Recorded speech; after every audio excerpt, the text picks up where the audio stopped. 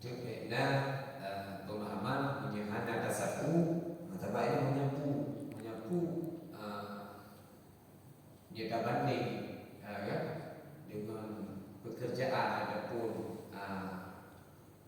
amal-amal yang lain. Bagi menyapu apa itu, tasaku sampah, kan, kawin bom lah. Hanya kerja pohon ini, tapi banyak disebabkan bukan begitu. Boleh kita tempelkan di tangan yang sudah basah kena air di bagian kepala sah. Tanpa kita lalu tangan tersebut di atas kepala kita.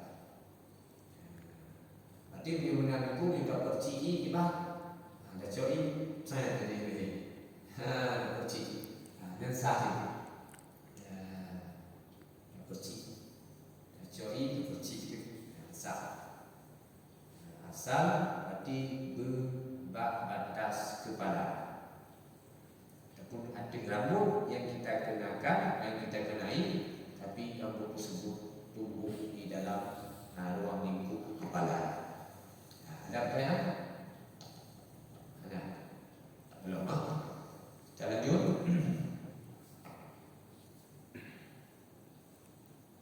Dan tiada memadam menyapu atas rambut yang disangkul, sekira-kira jika ditarikkan dia keluar daripada had kepala. Maka jelas kalau rambut mesti di dalam had kepala, lalu bagaimana bagi orang-orang yang panjang rambutnya sehingga disangkul rambut tersebut, kemudian disapu di dalam di atas sangkulan tersebut. Apabila ditarik sangkulan tersebut, sungguh dia keluar dari batas kepala, itu tidak sah. Ya, yang terjadi Marino, timbangnya, nah boleh gol. Jadi dicari dia, kan dikriti.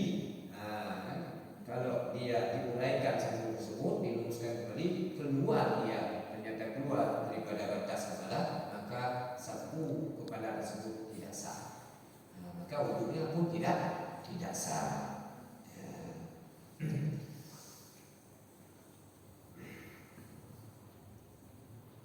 Dan mengada pada menyapu kepala barang yang mana pihak ada dia. Pada konteks menyapu kepala boleh di seri mana tempat, asalkan di dalam had kepala. Boleh di belakang, boleh di depan, boleh di samping kanan, boleh di samping kiri, asalkan itu adalah di dalam ruang lingkup batas kepala. Ketika kita hendak ingin menyapu kepala, umpamanya kita tempatkan di samping kanan, boleh di sini, boleh di ubun-ubun, boleh di belakang, boleh di samping kiri, tidak menentu arahnya, tidak ditentukan, asalkan di dalam batas depan kepala saja. Berbeda halnya dengan pemahaman Imam Malik. Kalau Imam Malik wajib sekalian, itu sudah tertentu di bagian kepala pada nisbah wudhu semuanya harus dikenai, wajib dikenai sapuan tersebut. Kalau tidak sah. Maka kita kenapa beramal dengan yang sunnah pada mazhab kita, mazhab Imam Syafi'i? Inilah dalam konteks wudhu Imam Malik dan Imam Syafi'i seolah-olah berkoordinasi. Imam Syafi'i sesuatu yang saya wajibkan, sunnah bagi anda, kan? Sunnah bagi anda, seolah-olah demikian. Jadi nyatakanlah bahwa konteks wudhu Imam Malik dan Imam Syafi'i dia beda tipis pada sunnah dan wajib. Kalau Imam Syafi'i sunnah, pada Imam Malik berarti wajib. Menjela-jela tangan wajib pada Imam Malik. Imam Syafi'i sunnah.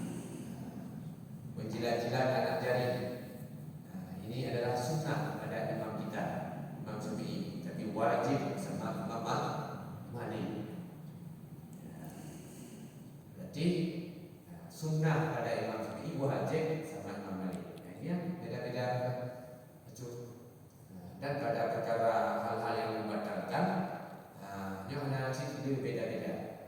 Beda. Kalau Imam Syafi'i tidur setelah berwudu tanpa berpindah tempat dalam hay'ah yang sama, tidak membatalkan wudu. Tapi kalau Imam Malik tidur saja, asalkan tidur, habis tidur jaga wudunya tetap batal, tidak ditinjau kepada kelakuannya itu bagaimana, tetapkah seperti semula ataupun sudah berubah.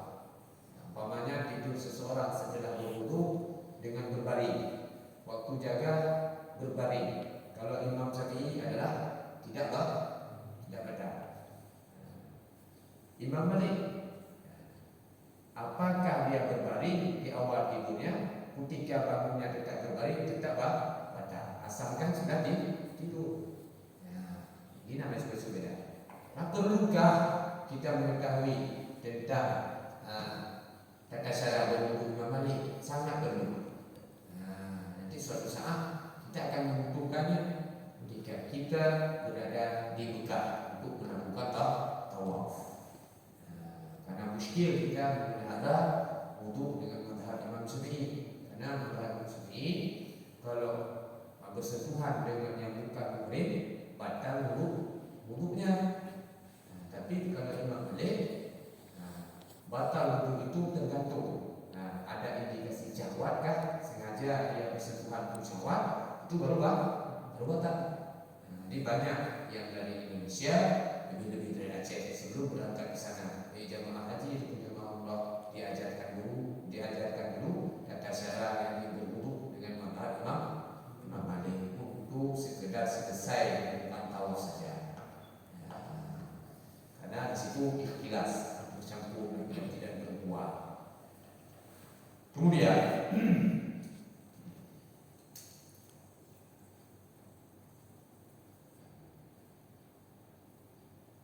dan kelimanya membasuh dua kaki. Kelimanya maksudnya adalah kelimanya fardu, yakni membasuh dua kaki serta dua mata kaki jika tiada memakai dua.